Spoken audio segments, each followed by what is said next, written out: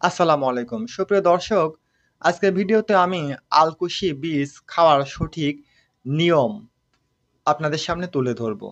অনেকেই আছেন বিভিন্ন দুর্বলতার কারণে বা শারীরিক বা যৌন দুর্বলতার কারণে, টাইম কম পাওয়ার কারণে বা লিঙ্গ সঠিক সময়ে শক্ত না হওয়ার কারণে, লিঙ্গ গরম না হওয়ার কারণে, বেশি সময় না পাওয়ার কারণে আলকুশি বীজ খেয়ে থাকেন। অর্থাৎ যৌন দুর্বলতার জন্য আলকুশি বীজ খেয়ে থাকেন।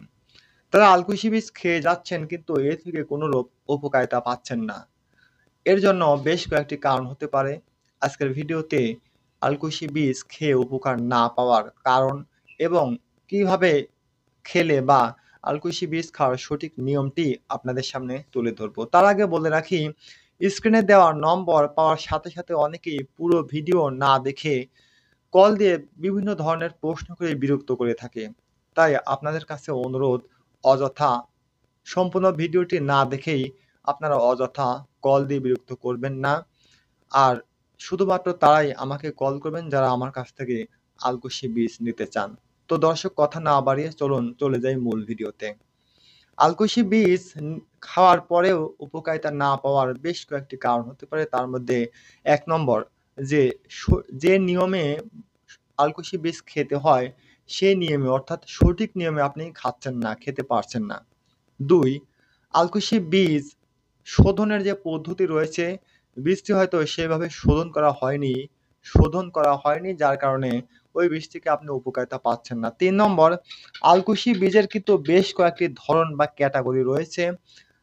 এর মধ্যে আপনি হয়তো সঠিক ধরনের বা আসল জংলি আলকুশি বীজ, ১ নম্বর বীজ, হয়তো সেই আসল জংলি আলকুশি বীজটি আপনি পাননি। যার কারণে ভেজাল বীজ খেয়ে আপনি উপকারিতা পাচ্ছেন না।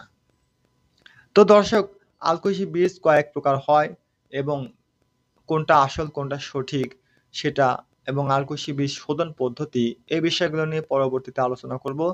আজকে আমি আলকুশি বীজ খাওয়ার সঠিক পদ্ধতি আপনাদের সামনে তুলে ধরছি। আলকুশি বীজ থেকে উপকারিতা পাওয়ার জন্য অবশ্যই আপনাকে সঠিক নিয়মে আলকুশি বীজ খেতে হবে।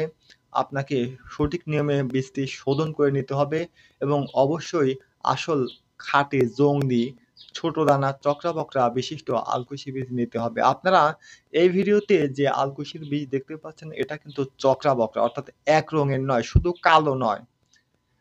কালো নয় বা এক রঙের নয়, এটা ছোট, ছোট দানা বিশিষ্ট জংলি চকরা-বকরা এবং এই আলকুশির বীজের খোসা কিন্তু বিড়ালের পশমের মতো হুল বা পশম হয়, যেটা প্রচুর পরিমাণে চুলকায়। সুতরাং এটি কিন্তু অরিজিনাল খাঁটি আলকুশি বীজ। এই আলকুশির বীজ নিয়ে সঠিক নিয়মে আপনাকে শোধন করতে হবে। এরপর আপনাকে একদম ভালোভাবে পাউডার করে নিতে হবে। এরপর সেই পাউডার আপনি ১ থেকে ১.৫ চামচ পাউডার রাত্রে খাওয়ার পরে, রাত্রে আপনার যে ভাত বা অন্যান্য খাবার থাকে সেই খাবার পরে শোবার আগে ১ থেকে ১.৫ চামচ পাউডার, ১/২ গ্লাস বা ১ গ্লাস কুসুম গরম দুধে আপনি পাউডারটা দিবেন। এরপর ভালোভাবে নাড়াচাড়া করে দুধের সাথে মিশিয়ে নিবেন। আপনি সেই পাউডার প্রতিদিন রাত্রে ১.৫-২ মাস বা ৩ মাস যদি খেতে পারেন, তাহলে ইনশাআল্লাহ এই আলকুশি বীজ থেকে আপনি পরিপূর্ণ উপকারিতা পাবেন। যেহেতু এটা ওয়ান টাইম নয় যে আপনি খাওয়ার সাথে, সাথে রেজাল্ট পাবেন বা ১ সপ্তাহ, ২ সপ্তাহ, ১ মাসে রেজাল্ট পাবেন এরকম নয়। রেজাল্ট খুব দ্রুত পেলেও আপনাকে সম্পূর্ণ সুস্থ হতে অবশ্যই ১.৫, ২ বা ৩ মাস খেতে হবে। তো দর্শক, এই নিয়মে আপনি সকালেও খেতে পারেন। কিন্তু অনেকেই ব্যস্ততার কারণে বা অনেক কারণেই, যেহেতু দুধ সব জায়গায় সঠিকভাবে পাওয়া যায় না, তাই খেতে পারে না। শুধুমাত্র রাত্রে সঠিক নিয়মে প্রতিদিন নিয়মিত যদি আপনি এই নিয়মে আলকুশি বীজ খেতে পারেন, তাহলে ইনশাআল্লাহ আলকুশি বীজ থেকে আপনি শতভাগ উপকারিতা পাবেন।